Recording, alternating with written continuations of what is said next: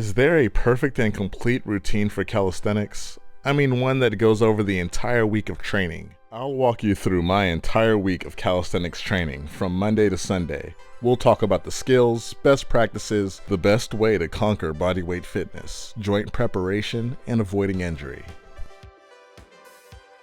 Starting off the week with push day, I recommend doing this 2 times a week. I do mine on Monday and Thursday. Before all of our push day workouts, we're going to warm up with scapular push-ups. Warming up the proper scapular muscles like so, retracting with straight arms and then falling into a smooth protraction. Next, we're going to do an isometric movement called the pseudo-planche lean. You want to keep a protracted scapula during this movement. Set up with a wall or block in front of you. Progress forward by leaning forward to make the exercise more intense. Hindu push-ups offer a ton of benefits when it comes to upgrading your upper body strength. This smooth motion is commonly used in yoga practice, and it is not to be underestimated.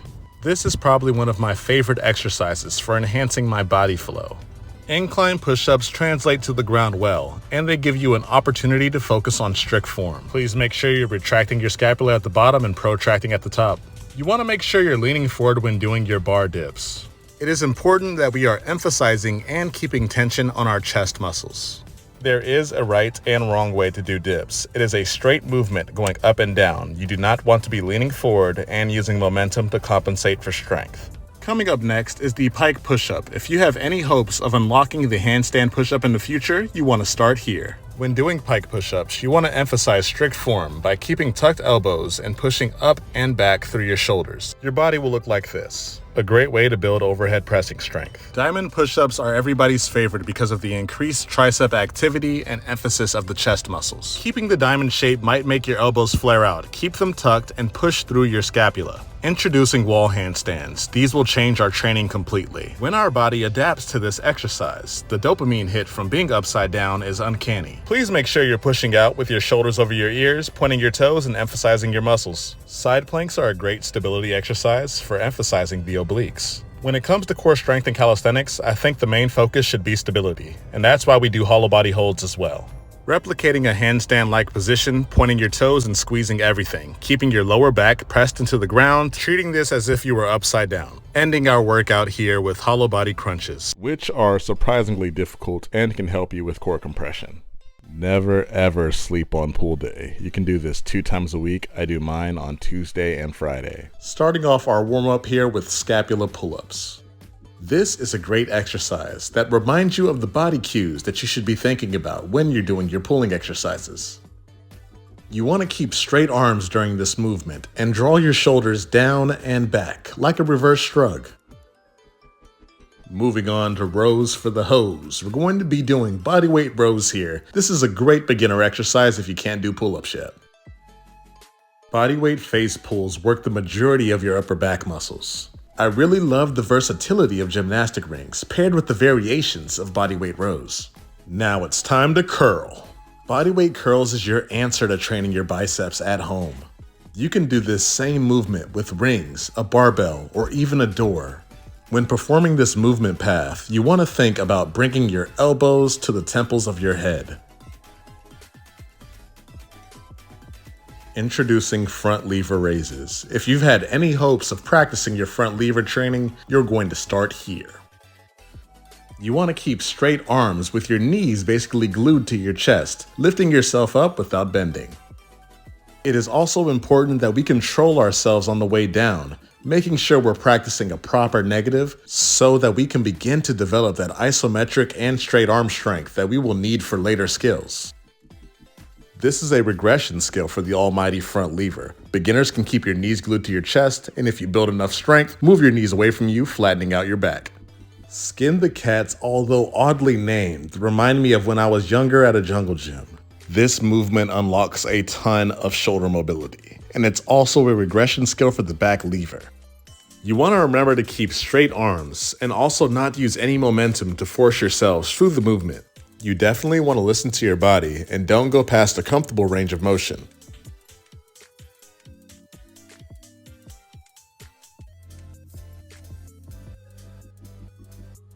The bread and butter of calisthenics, the pull-up. I'm sure I don't have to tell you guys, but you definitely want to emphasize strict form and make sure you're not skipping out on any range of motion. Please make sure you're squeezing your core, thighs, ankles, and glutes to make sure you're maintaining stillness through the duration of this movement. Pull-ups are never going away from your program. You definitely want to make sure you're doing the proper body cues and having a check down through every rep. Your body will thank you for not skipping out on any range of motion. Moving on to chin-ups, which are severely underrated. Chin-ups give you the ultimate stretch and contraction out of your lats. You are also working your core and improving your posture through this movement. Building your pulling strength is traditionally harder, so I want to make sure that you guys aren't giving up on yourselves too quickly. Finally, almighty leg day. I recommend doing this 1 to 2 times a week. I do mine on Wednesday and Saturday. We are going to warm up our body with 2 calisthenic movements, starting off with squats. During these squats, we're going to make sure we are emphasizing full range of motion, taking our time for the negative and positive portion of the rep. No matter your exercise level, squats can continue to be a challenging exercise depending on how you set your tempo. Moving on to our second bodyweight exercise, step-ups. There's a lot of variations for this exercise, but we're going to be doing the one that emphasizes hip flexion. If you have bad balance, ankle mobility, or knee health, we're going to be doing lunges in the reverse manner. This is going to take a lot of that pressure directly off the knee, transferring it right into your hips. As an added challenge, you can make sure that your knees do not touch the ground or gently tap the ground.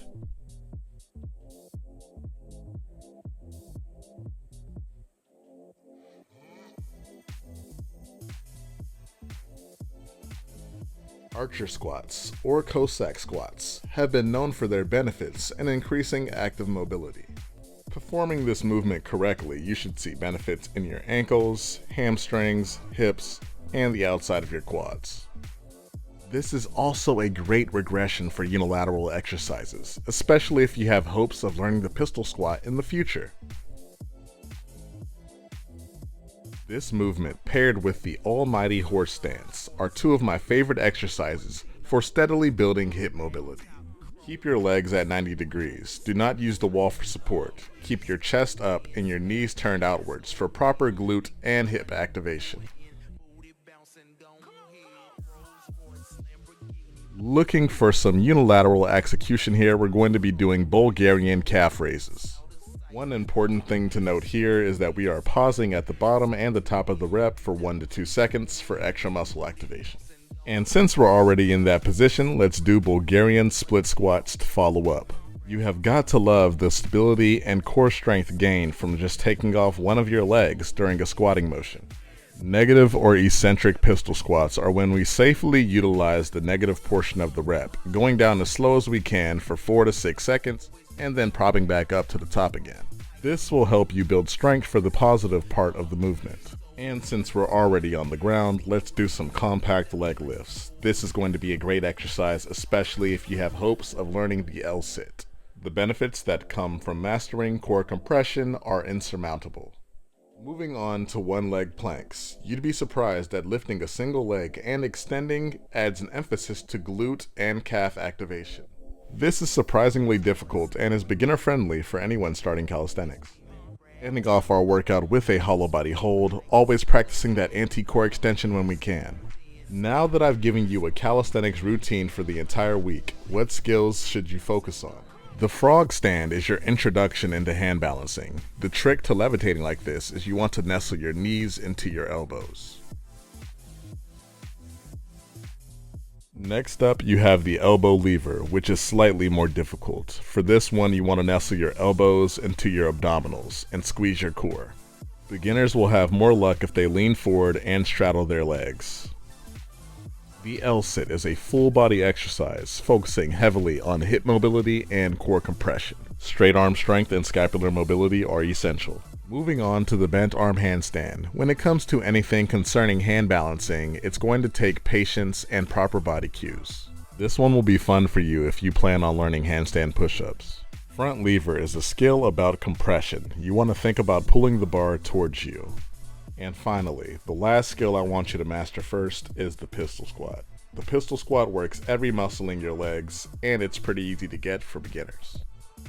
If you have any questions about the skills I've demonstrated or the information I've put on this video, please do not hesitate to contact me on all platforms. Now go start your calisthenics journey. Strict form only.